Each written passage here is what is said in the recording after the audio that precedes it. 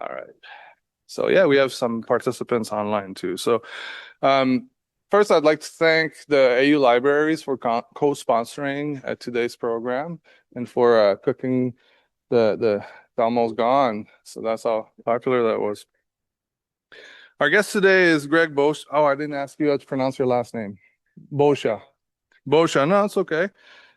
Greg is the head dam operator for the Army Corps of Engineer for the Almond Dam here, and we'll hear more about that today. He's a local, originally from Hornell or Hartsville, more precisely. Yeah, there you go. Yeah.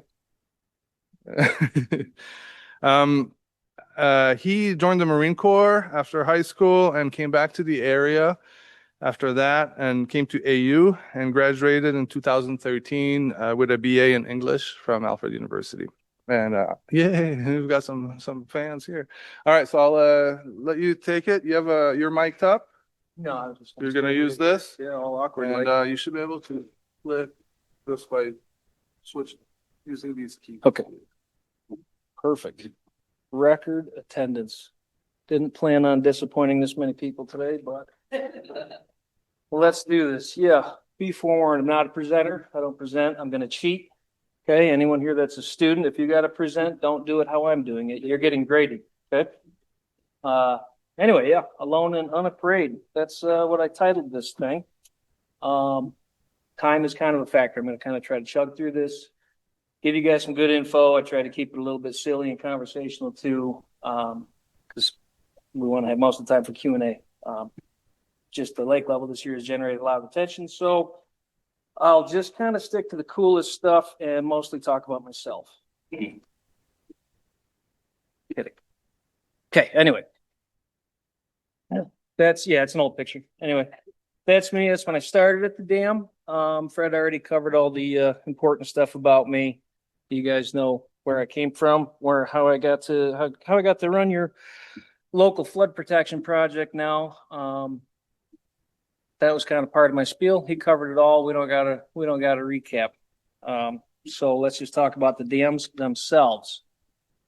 That's a Google Earth photo from October 1st of this year. So all that mud right there, that's not normal. That should be underwater.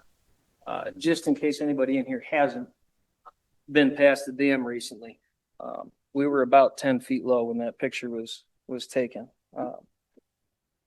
So I think I'll just tell you guys what feeds our dams and where that water ends up. Almond Lake is fed by Kanakadea Creek. Kanakadea Park spells it differently. We're not gonna get into that.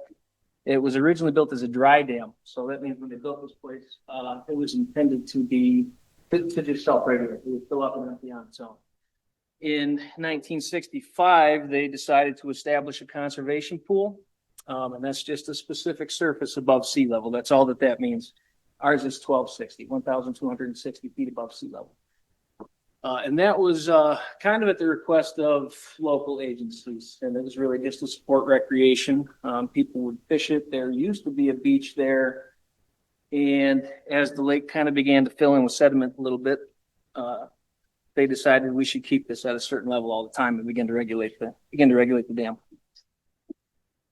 Arkport Dam is ungated. That one is fed by the Canisteo River. Canisteo River rises. The Arkport Dam is fed by the Canisteo and it rises almost in Birdsell Grove area. It's almost at the Birdsland, if anybody knows where that is. About 5 miles north of the Canisteo River. This one is a dry dam. There's no gates. I can't operate it. It takes water in and it lets water out the way we designed it to. Through a nozzle down tunnel. So the water flows into it. The tunnel starts about 8 feet, comes down to 4 feet, and shoots right out. I got a pretty cool picture later in the presentation to show you that. Relate. Find a seat. We'll find a seat. Canacadea and Canisteo come together at the Hornell Little League. Right there. There's the Canisteo that comes out Arkport. There's Kanakadea that's running through the concrete channel in Hornell. That's where the two of them meet. And from there, they keep flowing kind of southeast toward Addison. Right there in Addison. Canisteo coming here, Tioga, flowing north. They meet right there between Addison and Gang Mills, right in the Irwin area. From there, sorry, I told you I was going to cheat.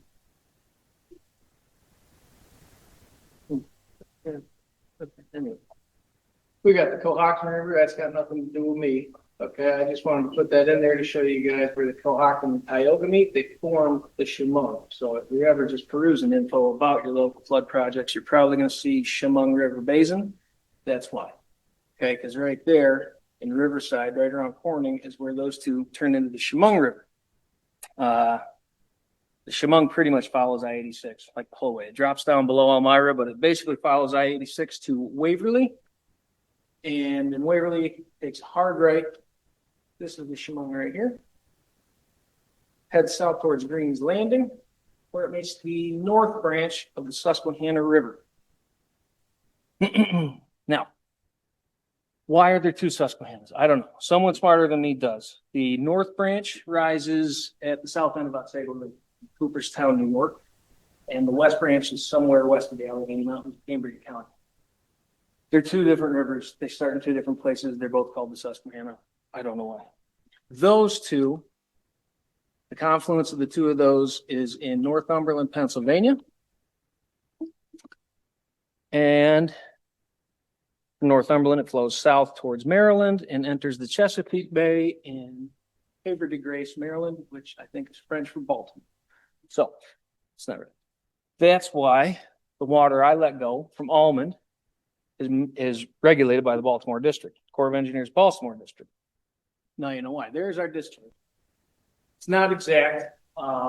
Most of them want to skirt around it so you guys can see place names like Wilkes-Barre, you know, and kind of get an idea of where our water goes. That's us way up there, right by Cornell. Oh, like that, and look at Chesapeake Bay. Next. So, back to the title. Why did I title it this? What do I mean by alone and unafraid? Compared to other, NAB means North Atlantic Baltimore. Compared to other NAB dams, ours is tiny. We call it the cow pond sometimes. If you've been on 15 South, you've been past Tioga Hammond. They got rec, they got money, they got fun. Their life's better. We're a teeny tiny little place and we're way away from Baltimore, kind of out here on the frontier. We work at what's called a two-person dam, which means there's only two full-time staff at the Almond Dam. I had myself, head dam operator, and an assistant dam operator, Colt Ellerstein, over there with the laser on. Hi, Colt. And that's also an old picture of Colt right there. Assistant. That's you. He's the assistant to the regional dam operator. Okay. So, some guy named Chuck, he's our seasonal. Even though there's two permanent personnel, we're lucky because our immediate supervisor also works in our office, and it's like the size of a gas station bathroom.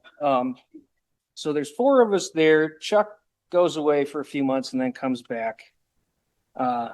Anyway, that's why we say alone and unafraid. We're way out in the middle of nowhere.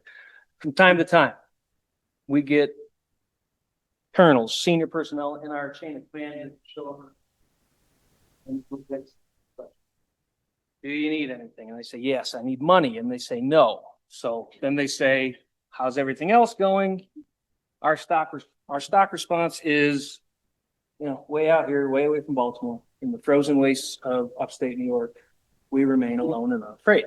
Why I titled it what I titled it. So,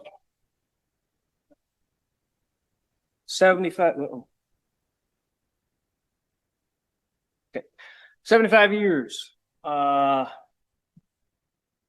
titled it 75 years because that's how long we've been flood fighting, right? I can't really do any flood fighting from Arkport because it's ungated. I can't do anything. It impounds water. I can't regulate that water. Arkport was built between 1938 and 1939. It was authorized by the Flood Act of 1936 in response to a great big flood in 1935, wiped a lot of stuff out. So the Corps went through and started handing out checks to homeowners, said, we're bulldozing your house, get out of here, built the dam, and Almond Dam Construction on that began in 1945. And it was finished in 1949. They had to stop due to the war effort, World War II. We got pulled in. They had to stop working on this. They finished when the war was over. So 1949, it's now 2025. That's why I got 75-ish years. English, right? Not an engineer. That whole project that you guys drive by on 21 was built for $5.6 million. That's not a lot of money. I don't think you could build this room anymore for $5.6 million. So back to SRP, Susquehanna River Project. We've covered Alone and Unafraid. We've covered 75 years. What about the SRP part? Colt and I also work in the east section, east and west. We work in the east section of the Susquehanna River Project. That is 2 out of 4 New York dams in the SRP sharing that designation. Stillwater and Aylesworth Dam in Pennsylvania rounded out to make 6 total dams in east section. Excuse me. So it's confusing. You said your water ends up in the north branch of the Susquehanna, but your east section of the Susquehanna. That's because these dams over here in the west section, in places like Kerwinsville, Alvin, Bush, Foster, okay, that's Kerwinsville, Renovo, Howard. All of those dams are south of us, but not all of those dams are west of us. Doesn't make sense. I'm confused too. Anyway, that's how they laid it out, east and west instead of north and west.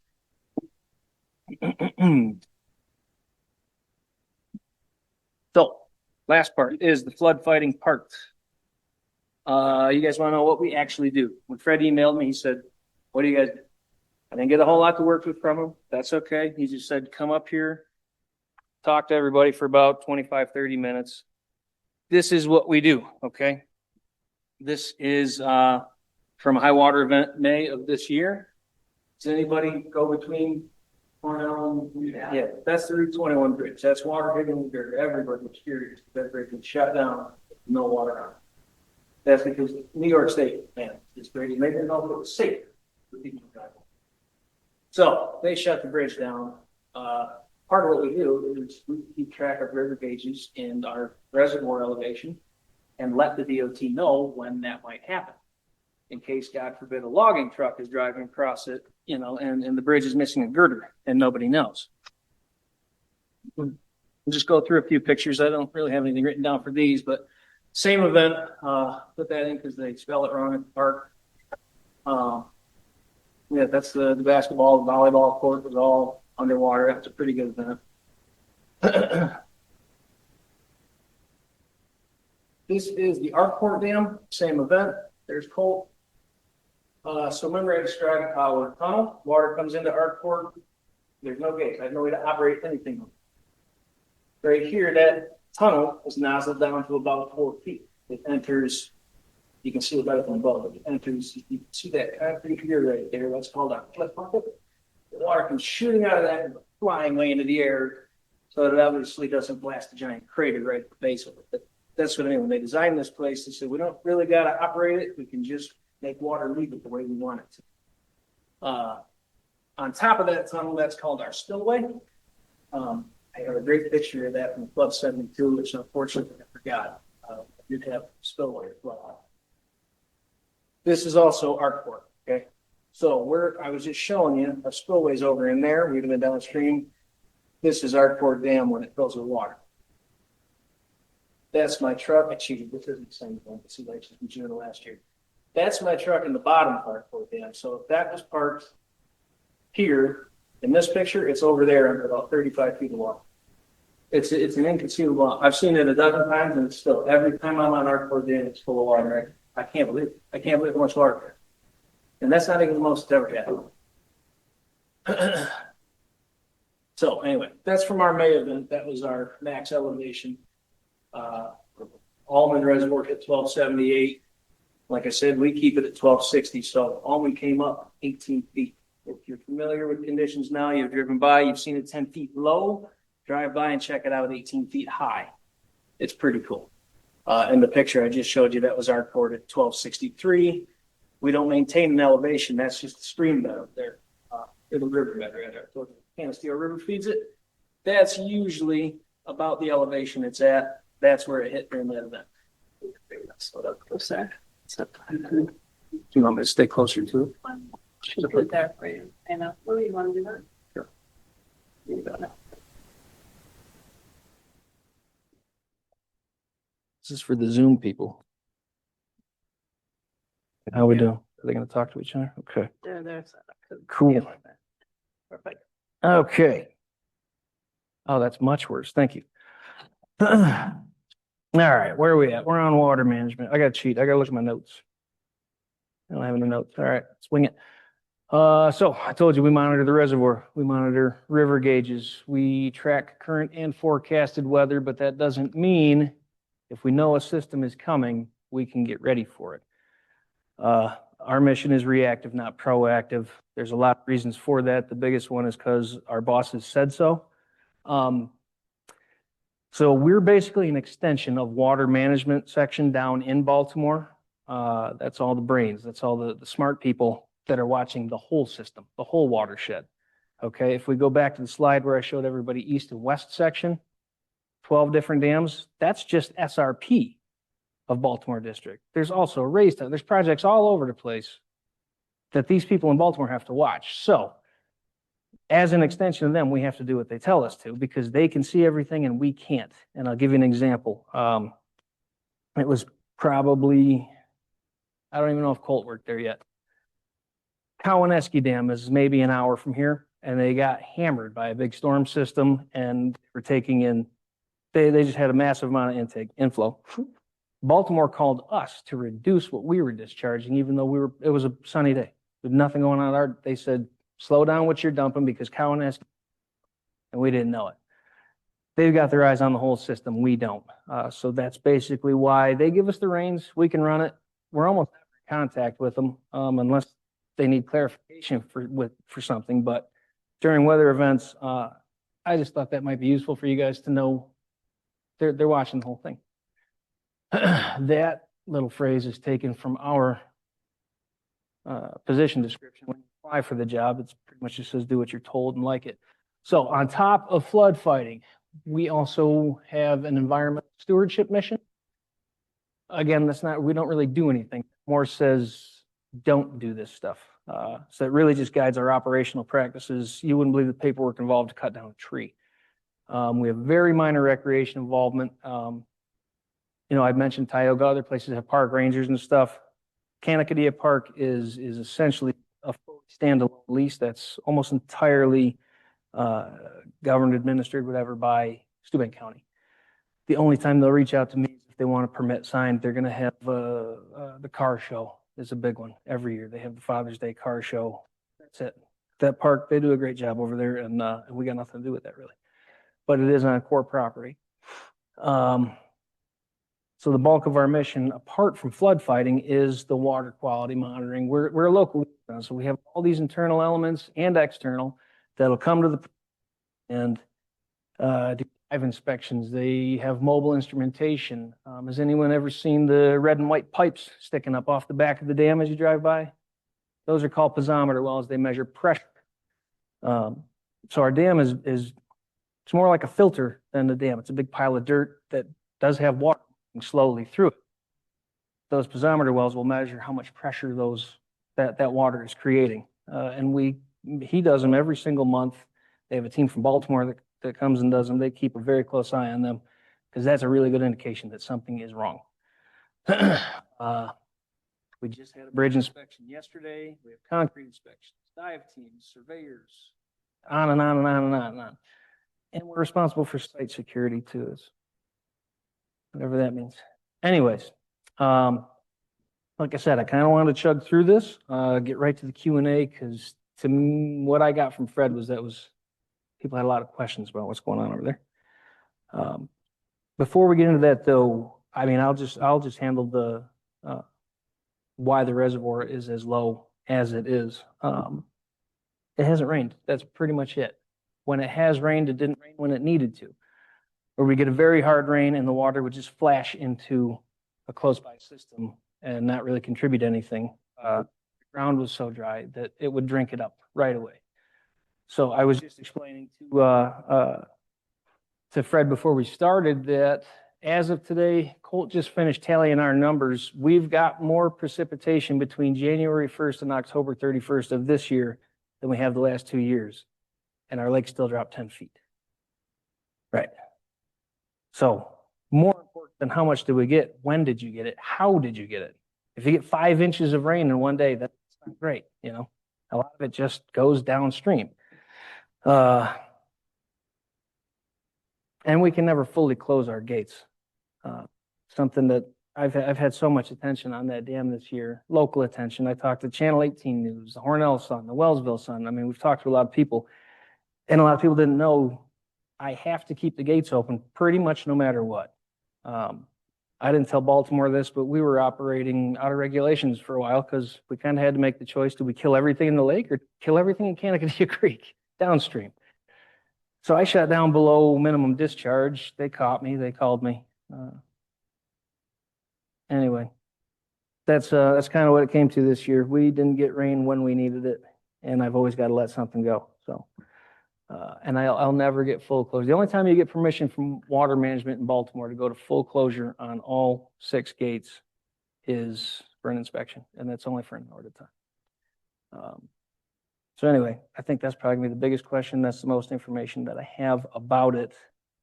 And if you want, we can, I think I threw a few more pictures in here. These are kind of close-ups of 4 or 5 feet now from when I took these, but these are pretty current conditions still of the lake. Yeah, we've never seen it. A lot of people also didn't know. I think that's called a duck mussel, but there's thousands of them. They're all over the place.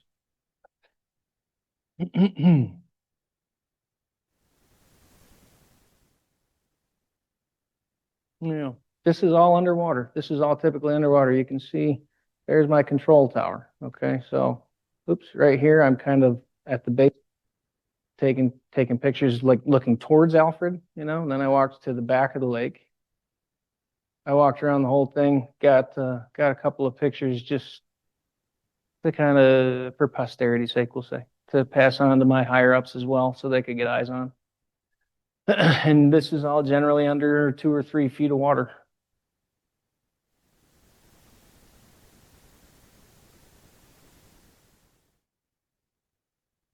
Old boat. Made a nice little perch for some cormorants or something.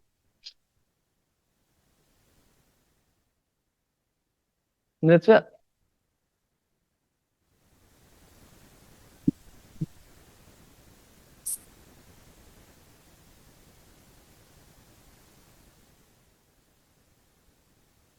Oh, you're gonna stick that microphone. Okay, now I'll stick to this one, yeah. So I will walk around for questions if anyone wants to start.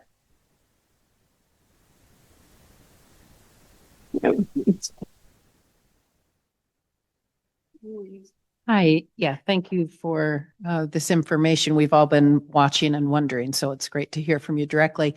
I'm curious, how common is it for Almond Dam to be as low as it is? Has this happened every 5 years or never or all the time and I just haven't noticed it? I've never seen it this low. Sorry, I've never seen it this low. I hope I never do again. I think we really just had some really odd weather patterns and conditions. There's only so much I can do. I have to let out so much water. I'm going to guess it was shortly after Colt started. He's been at the dam, what, 8 years, Colt? Yeah. We dubbed him the head dam operator of Almond Lake West because the same thing happened. It came down so low, there's a big patch of mud and 2 different bodies of water. So it has happened before, but 10 feet, I've never seen it before. 4 or 5 feet, that's happened a few times. We refer to it as losing the lake. If the lake goes below conservation pool, drops below 1260, we say we lost the lake.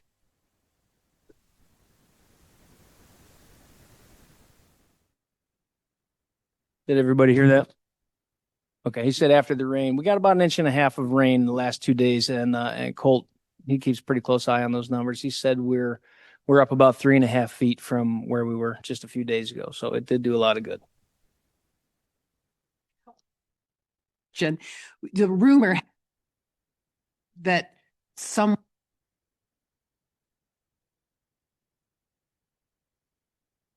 them our water? This is why we have to run stuff through public affairs, and they don't want us underlings talking. No, I've never heard that. That's entirely new to me. With how low the lake is now and how it's an unusual event, do you think that's caused or exacerbated by climate change?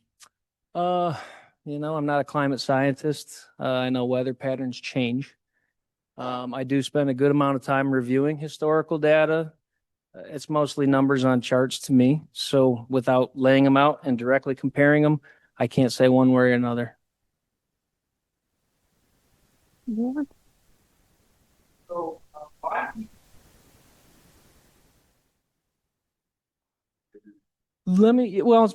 The short version is for aquatic life downstream. Let me see if I can find a good picture and I'll show you our outlet works. I'm pointing the wrong way. There's our intake. Okay, so the water's going to go right through that tower right there. That's our control tower. Okay. Let me see if I can find a decent picture of there's some up here on the table where you can see of our outlet works. I don't know if I've included any in here.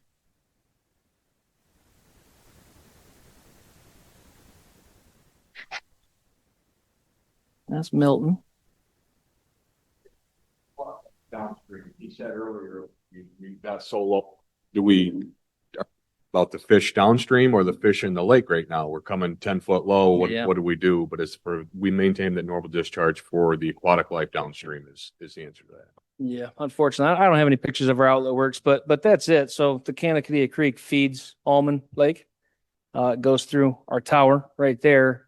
Coming out the backside is also Kanakadea Creek. We call it that, all the way past the Hornell DOT building, right into the concrete channel, all the way to the confluence by the Hornell Little League there. So I got to leave water in it no matter what. And there is a USGS monitor. If you are familiar with where North Main Lumber is on Route 21, if you're heading into Hornell just past our project, North Main Lumber's right there. USGS has a monitoring station, so we can see real-time discharge. It's 15-minute intervals or something, but we can see how much water is in that system right now. So if it hits zero, that's big problems. But that's it. We can't ever close unless we have personnel walking up our tunnel to do an inspection, or divers in front of it doing an inspection. And even then, it's 1 hour, and they're pretty strict about 1 hour. And that also includes a surcharge of the system downstream as well. So if I'm going to shut down for an hour, I'm going to double my discharge the hour before. Make sense? Mm-hmm.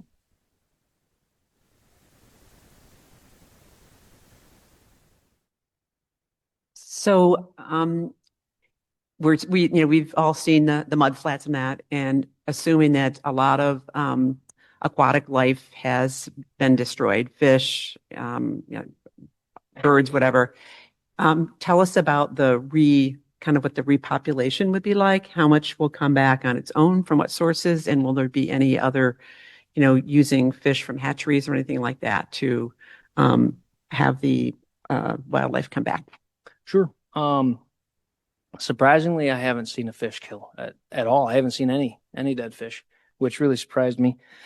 Most of the information I can give you is secondhand. It's anecdotal. It's what I hear, not what I've seen. I know in the past, I think it was on an annual basis, the New York State DEC would stock Kanakadea Creek. I believe it was off Whitney Valley Extension.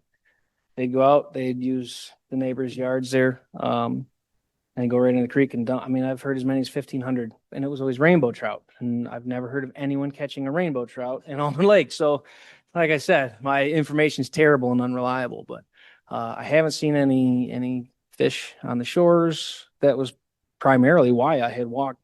I said, where are all these fish going? I look at the lake and 70% of it is gone. And all these lakes are supposed to be sharing the oxygen and the nutrients and the food in this tiny little mud puddle. So, and I never saw one, and I still haven't. What I did see was the mussel, the freshwater mussel there. They're everywhere.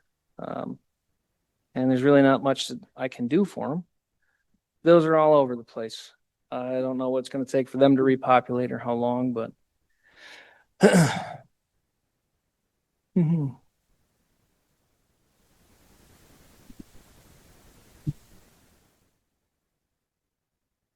I'm curious about, is it a lot of silts coming into the lake constantly? Because, being here for 35 years and driving by, I remember when all of a sudden the island appeared and then there was willow saplings. And now those are full grown trees. So I was always wondering, is it going to have to be dredged again to hold the water capacity for if there is a major flood event? Does it hold the same amount of water, or is there a danger of it, being like the water level could be even higher if there is some heavy rain? Right. There was a study done. It is old now. It's about 30 years old. So it's really not, I don't think, reliable anymore. It probably should be done again. What that lake has brought in terms of sediment, they shot sonar, however they do it, to measure the amounts, and they say it's only lost 1% of its storage capacity. Many of the people like yourself that I've spoken to that have been here for years and years and years said, yeah, right. Just look at it. For instance, when I said that we established a conservation pool in 1965, that conservation pool wasn't 1260, it was 1255. So since then, we've raised it 5 feet. Why? Are we going to dredge it? Unfortunately, that process is hugely, hugely expensive. They assumed it was going to be in the millions in the 90s. So I'm going to say eventually it'll have to be done, right? But no, the lake, that's been one of the most common questions. Is the lake so low because they're going to dredge it? No, there's no talk of it. There's no plans of it. We just had our 10-year periodic assessment and our 5-year periodic inspection, and a lot of geologists come, a lot of scientists, a lot of science folks come, and they have no concern about all of that sediment. I've talked to people that said the peninsula that you can see sticking out into the lake. I got a picture of that. Well, I guess it'd be all these trees right over in here. That wasn't there 30 years ago. So it's obviously filling in. But there's been zero discussion or planning or funding or anything whatsoever about possibly dredging that lake. I will say, yeah, I do think it's time to try to measure how much we've lost, because we definitely lost something. I don't think it's any danger to the public just due to the resources brought to bear on that small project. I don't think we're in any danger because at some point somebody has signed off on that, right? Somebody's looked at that inspection and said, yeah, I'll put my name on that. If there was a problem, they'd be taking action.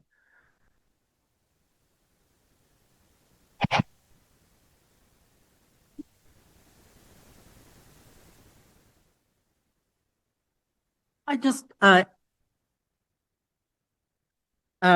time to time, we've had pairs of eagles nesting there. Are the ones that have been there most recently still there with this shallow water?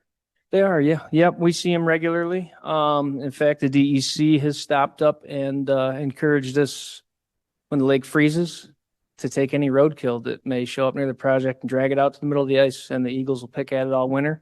We'll drop it in our tow side field. That's just the downstream field from our project. We'll throw animal carcasses out there. But they're generally there. I'm not going to say daily, but we see them all the time. We see juveniles all the time. Yeah. Yeah. What kind of vegetation management do you do on the dam itself? Obviously it's kept as grass, like there's no trees, or how do you guys do that? Mostly in-house with mowing. Larger aspects, we have herbicide treatment done to the dam itself and a lot of our access roads. Woody growth is a big problem for a dam, obviously. Tree grows and dies, and now you have a void in the dam, and we don't want that. So we will do most of the mowing, and that's primarily for inspection purposes. A symptom of I'm not going to say a failing dam because that sounds scary. We'll say a problem area for a dam is something called piping. Water can just kind of snake its way through that whole entire thing and then begin to boil from underground, and you'll have a little bit of a sand boil, and we want to be able to see that. So we keep the tow side field mowed. He'll do it 4 times a year. It's like lawn. He does a great job of it.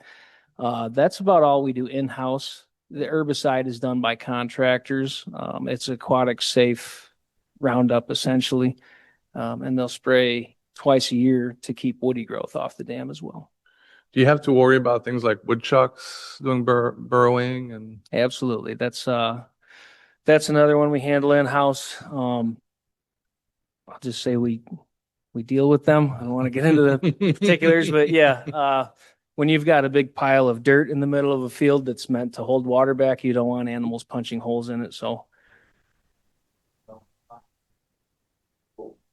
mm-hmm.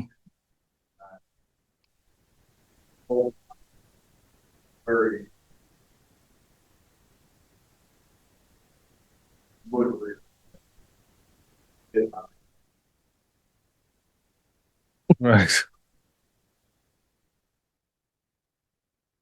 Right.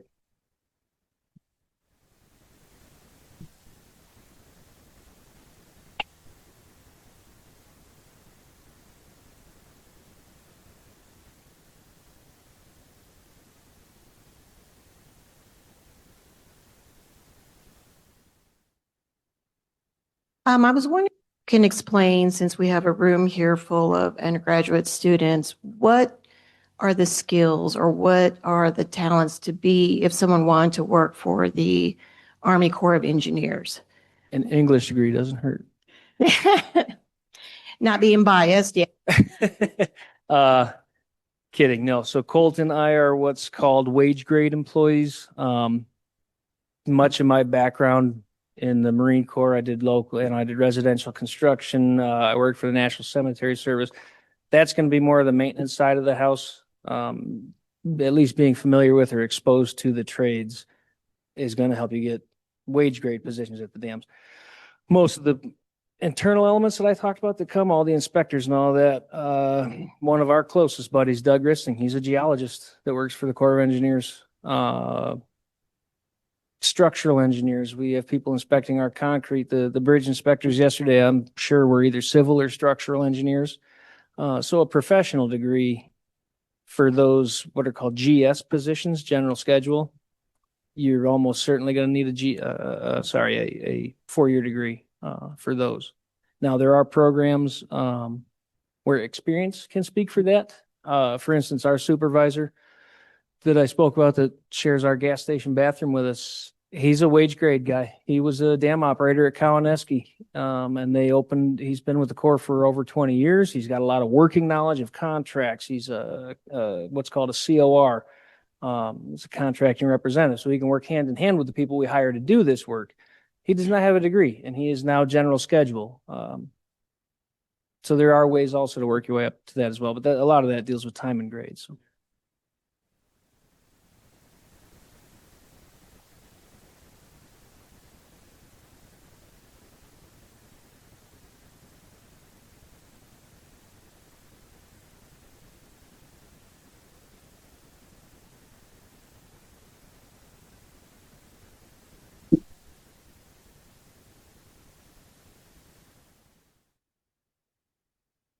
Curious of the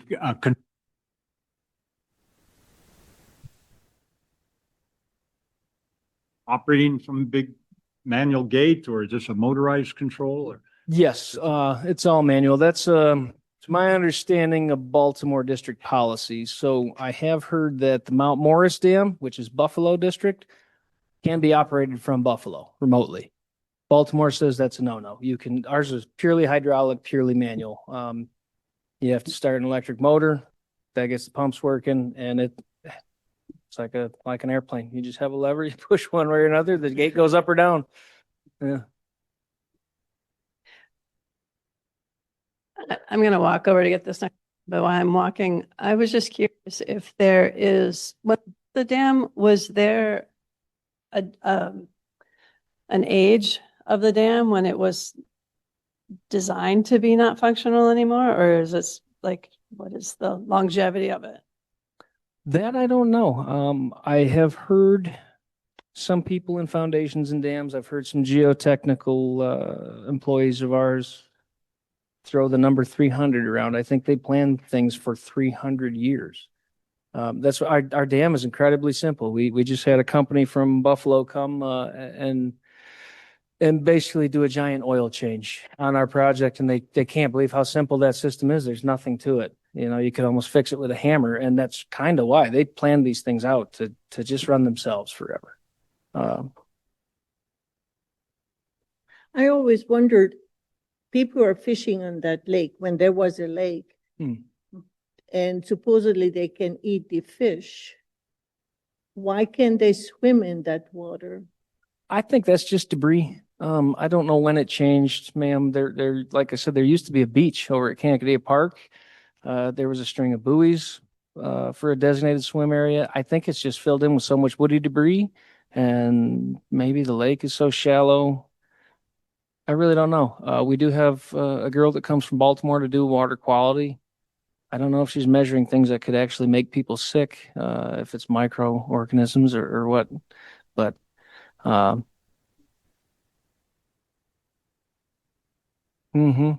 yeah, that's long before us. I think that was in the 80s when they shut down the beach. So I was still sparkling in Gino's eye back then. I always wonder, people go and camp and you can't swim. To me, it's always. And it may also be, it may not be a health hazard. I wish I could give you a good answer why. It may simply be a county policy too, because the county shows us that they have liability insurance every year and there's no posted lifeguard. That could also be why. I really can't say one way or another. If it's a water quality thing, if it's because of lawyers.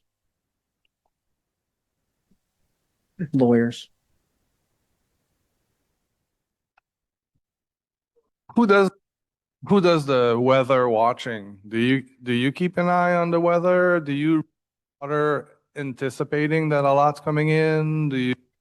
I'll cheat. Sometimes I'll cheat, but we're not supposed to. Okay. Like I said, and it's all because of that situation I described in Cowanesque.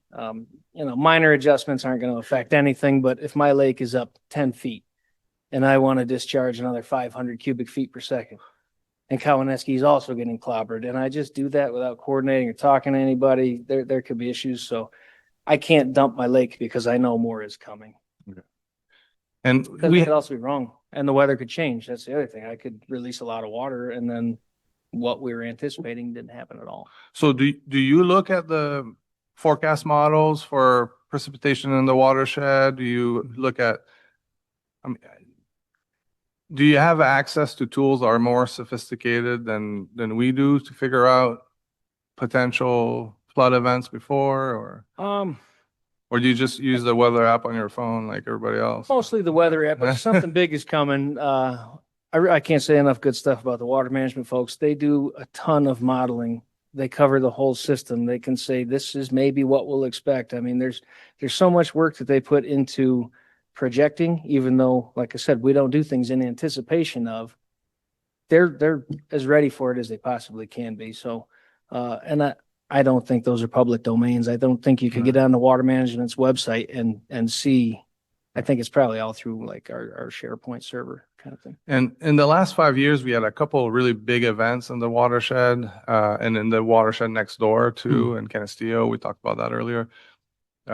How close to reaching capacity did these events take you? Like, was it stressful in the sense that you didn't know if we could take any more water, or was it, no, this is over-engineered for these types of events? Like, oh, way over-engineered. Yeah. So Okay. conservation pool is 1260.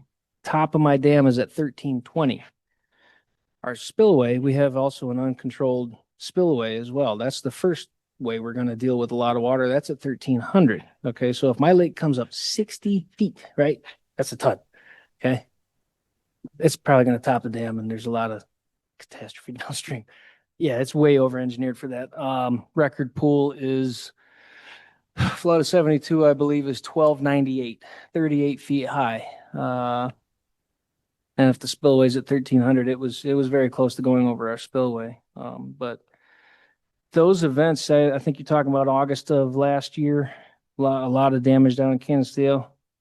A lot of that was flash flooding. That was tributaries. That was Colonel Bill's Creek. That was Bennett's Creek. That was Purdy Creek. They were ripping because I had people calling me.